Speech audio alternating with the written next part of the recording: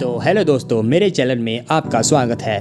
तो अगर आप मेरे चैनल पर नए हैं तो मैं आपको बता दूं, हमारा चैनल बहुत ज़्यादा खास है क्योंकि हम वो काम कर रहे हैं जो भारत में बहुत कम लोग कर रहे हैं, और वो काम है एस्ट्रोनॉमी। और ये काम मैं सिर्फ शौक के लिए नहीं कर रहा हूँ, बल्कि इस काम के ज़रिए मैं लोगों को इंस्पायर करना चाहता हूँ ताकि हमारा भारत भी स्पेस साइंस में आगे बढ़े। तो ये वाली वीडियो काफ़ी ज़्यादा खास है क्योंकि इस वीडियो में मैं उस चीज़ को अनबॉक्स करने वाला हूँ जिसे मैं कई महीनों से लेना चाहता था, और वो है एक एस्ट्रोनॉमी कैमरा। एस्ट्रोनॉमी कैमरा क्या है, क्यों लिया है, किस काम आता है, ये सब हम इस वीडियो में जानेंगे। लेकिन इससे पहले मैं आपको बताना चाहूँगा ये एस्ट्रो कैम मैंने कहाँ से लिया। वैसे तो एस्ट्रोनॉमी कैमरा आपको भारत में जल्दी नहीं मिलने वाले, लेकिन ढूंढने पे आपको सब कुछ मिल जाता है, और मुझे मिला गो साइंटिफिक वेबसाइट। तो गो साइंटिफिक एक भरोसेमंद वेबसाइट है जो आपको बड़े ब्रांड के टेलीस्कोप और एक्सेसरी प्रोवाइड करा सकती है। और हाँ, मैं आपको बता दूं, इससे पहले भी मैंने इनसे जो वो आया कट फिल्टर मंगाया था जिसकी अनबॉक्सिंग वीडियो आप देख सकते हैं। और हाँ, सिर्फ मैंने ही नहीं बल्कि पूरे भारत में कई और लोगों ने इनसे बहुत कुछ मंगवाया है। उनके रिव्यू आप यूट्यूब पर देख सकते हैं। तो बकबक बहुत हो गई है, अब अपने कैमरे को अनबॉक्स करते हैं। इसकी पैकिंग तो काफ़ी कमाल की है। ये एक वुडन बॉक्स है जिसे हमें स्क्रू से खोलना पड़ रहा है, और अब मैं कवर को हटाने वाला हूँ। Oh my God! तो ये रहा जो वो कैम का बॉक्स, और ये है इनवॉइस, और मैं इस बॉक्स को बाहर निकाल लेता हूँ। तो इस कैमरे को अनबॉक्स करने से पहले आपको बता दूँ, इस कैमरे को मैंने DSLR के प्राइस पर बाय करा है, जो कि एक महंगा सौदा है मेरे लिए। वैसे आपको जोवो के और भी सस्ते कैमरा मिल जाएंगे, लेकिन उनकी परफॉर्मेंस इतनी अच्छी नहीं है। तो बॉक्स में से सबसे पहले हमने उठाया USB 3.0 केबल। यह केबल इमेजिंग डाटा को आपके लैपटॉप पर भेजेगी। इस केबल का USB 3.0 पोर्ट आपके लैपटॉप से जुड़ेगा, और USB Type-B पोर्ट आपके कैमरे से जुड़ेगा। और इस बॉक्स में अगला केबल है HT पोर्ट केबल। ये HT पोर्ट केबल आपके कैमरे को आपके गो टू माउंट से जुड़ेगा। तो आपके मन में सवाल आ रहा होगा कि ये HT पोर्ट केबल आपके गो टू माउंट से क्यों जुड़ेगा। इस सवाल का आंसर जानने के लिए आप हमारे चैनल पे बने रह सकते हैं। हम आने वाले वीडियो में इसकी बात ज़रूर करेंगे। और इस बॉक्स में अगली चीज़ है नोज़ पीस। यह नोज़ पीस आपके कैमरे को आपके टेलीस्कोप से जोड़ता है, साथ में आप इसमें फ़िल्टर भी अटैच कर सकते हैं। तो अब वो वक्त आ गया है कि मैं अब प्लैनेटरी कैमरे को अपने हाथों से उठाऊँ। वाह, ये थोड़ा गर्म है छूने में और बहुत ज़्यादा खूबसूरत है। इसका कलर मुझे बहुत ज़्यादा पसंद आया। तो जैसे कि आप देख सकते हैं कि मैंने कौन सा मॉडल मंगाया है। इस पे लिखा है ASI 462MC, और मैंने इसी मॉडल का कैमरा क्यों मंगाया ये हम जल्दी जानेंगे। फ़िलहाल अभी के लिए आप देख सकते हैं कि इसके ऊपर एक लेंस है, जिसे हटाते ही आप इसका सेंसर देख सकते हैं।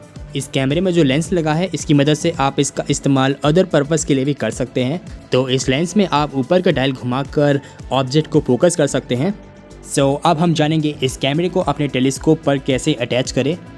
तो आपके पास जो भी टेलीस्कोप है आप उस पर लगा सकते हैं। मेरे पास है EG130 एस्ट्रोमास्टर। इस टेलीस्कोप में मैंने कई सारे अपग्रेड्स करे हैं जिन्हें आप मेरे पिछले वीडियो में देख सकते हैं। इतने सारे अपग्रेड्स को मैंने इसलिए करे हैं ताकि मैं इस टेलीस्कोप से डीप स्काई ऑब्जेक्ट को कैप्चर कर सकूँ। आप चाहें तो इस कैमरे को डायरेक्ट अटैच कर सकते हैं, और चाहे तो बारलो लेंस का इस्तेमाल भी कर सकते हैं पावर बढ़ाने के लिए। तो मेरा प्लान है इस कैमरे का इस्तेमाल मेन इमेजिंग के लिए मैं तभी करूँगा तब मुझे हाई फ्रेम पर सेकंड की ज़रूरत हो या किसी प्लैनेट को कैप्चर करना हो। और अगर मुझे इन चीज़ों की ज़रूरत नहीं है या फिर मैं डीप स्काई ऑब्जेक्ट को कैप्चर करना चाहता हूँ तो मेरे पास DSLR है, मैं उसका इस्तेमाल कर सकता हूँ। तो अभी जो मैंने बताया सीधी भाषा में ये है कि इसका इस्तेमाल मेन इमेजिंग के लिए मैं करने वाला हूँ, और इस कैमरे का दूसरा इस्तेमाल मैं करने वाला हूँ गाइडिंग के लिए। तो अगर आप मेरे टेलीस्कोप के ऊपर देखेंगे उसके ऊपर आपको एक और टेलीस्कोप नज़र आ रहा होगा। इसे कहते हैं गाइड स्कोप। ये गाइड स्कोप क्या है, मैंने क्यों लगा रखा है और ये कैसे काम करता है, इसके ऊपर मैंने एक फुल वीडियो बना रखी है, आप उसे ज़रूर देखिएगा। फिलहाल मैं इतना बता दूं, गाइडिंग की मदद से मैं अपने टेलीस्कोप की ट्रैकिंग एक्यूरेसी को और भी बढ़ा सकता हूँ। आप याद रखिएगा, इस कैमरे को मैंने दो पर्पज़ के लिए ख़रीदा है। पहला है मेन इमेजिंग के लिए और दूसरा है गाइडिंग के लिए। तो इस वीडियो के अगले चैप्टर पे बढ़ते हैं, और अब मैं आपको बताने वाला हूँ इस एस्ट्रो कैम को मैंने बाय ही क्यों करा। तो इस कैमरे को बाय करने का एक रीज़न तो ये है कि ये डेडिकेटेड एस्ट्रोनॉमी कैमरा है। इसका मतलब ये कैमरा स्पेस में अलग अलग वेवलेंथ वाले ऑब्जेक्ट को कैप्चर कर सकता है, जो कि आपका नॉर्मल कैमरा नहीं कर सकता। ऐसा इसलिए क्योंकि आपका कैमरा या DSLR usually day time photography के लिए बनाया जाता है, और साथ में उसमें इनबिल्ट फिल्टर लगा रहता है जो IR लाइट को ब्लॉक करता है।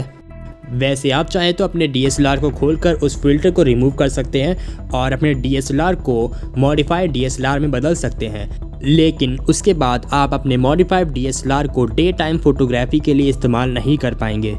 हालांकि ऐसे फ़िल्टर आते हैं जो आपके मॉडिफाइड DSLR को वापस से स्टॉक DSLR में बदल दें। उन फिल्टर को आपको अलग से बाय करना होगा। वो कौन से फ़िल्टर है फ़िलहाल हम इसकी बात नहीं करेंगे।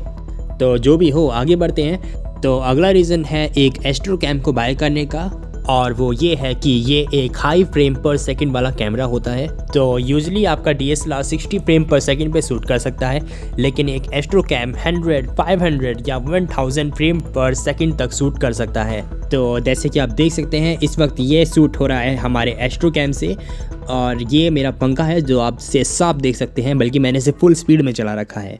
भले इसे देखने के लिए मुझे अपने एक्सपोजर को कम करना पड़ा और गेन को बढ़ाना पड़ा, और इसी वजह से आप देख सकते हैं इस वीडियो में कॉफ़ी ग्रेन्स हैं। इसका फ़ायदा ये है कि आप 1 सेकंड के अंदर ही उस ऑब्जेक्ट की ज़्यादा से ज़्यादा डिटेल ले पाएंगे। और आगे बढ़ते हैं। एस्ट्रो कैम को बाय करने का अगला रीज़न है कि एस्ट्रो कैम ज़्यादा हीट को सह सकते हैं। तो अगर आप किसी एस्ट्रो कैम को देखेंगे तो उसमें आपको बहुत गैप नज़र आ रहा होगा। इसमें हीट सिंक दे रखी है और कूल्ड फ़ैन भी लगा रखा है। और अगर आप मेरा वाला प्लैनेटरी कैमरा देखेंगे तो उसमें कूल फ़ैन तो नहीं है, लेकिन हीटिंग के लिए अच्छे इंसोलेशन दिए गए हैं।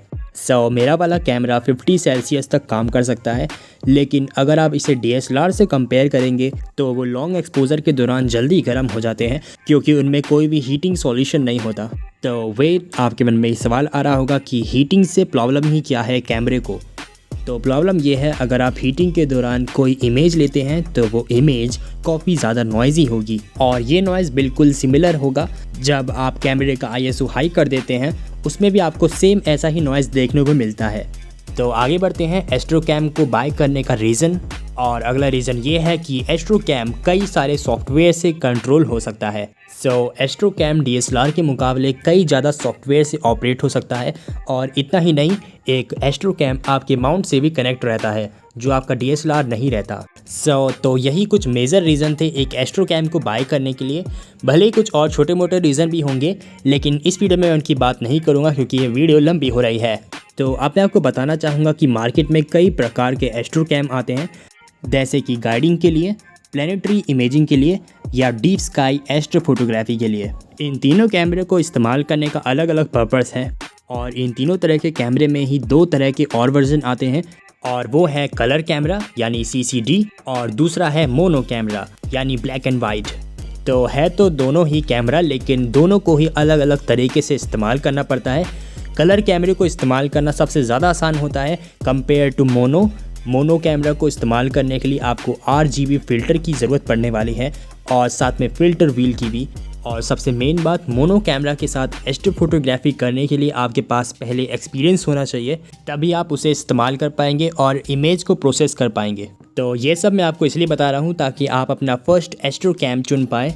तो हाँ, मैं जानता हूँ मैं आपको ज़्यादा डिटेल में तो नहीं बता रहा क्योंकि ये हमारे टॉपिक से अलग है, लेकिन मैं एक वीडियो की लिंक दे दूंगा जिसमें बात करी गई है कि आपको कौन सा एस्ट्रो कैम बाय करना चाहिए। तो आगे बढ़ते हैं। असल में मैंने अपने कैमरे से कई प्लैनेट्स देखे हैं और डीप स्काई ऑब्जेक्ट भी देखे हैं, लेकिन उन सबको मैं इस वीडियो में नहीं दिखाऊंगा। उन्हें मैं आपको आने वाले वीडियो में दिखाऊंगा, और साथ में बताऊंगा कि इमेज को कैसे प्रोसेस करा जाता है और एडिट करा जाता है। तो जो भी हो, मुझे लगता है हम बीच में थोड़ा ऑफ टॉपिक हो गए थे, लेकिन कोई बात नहीं।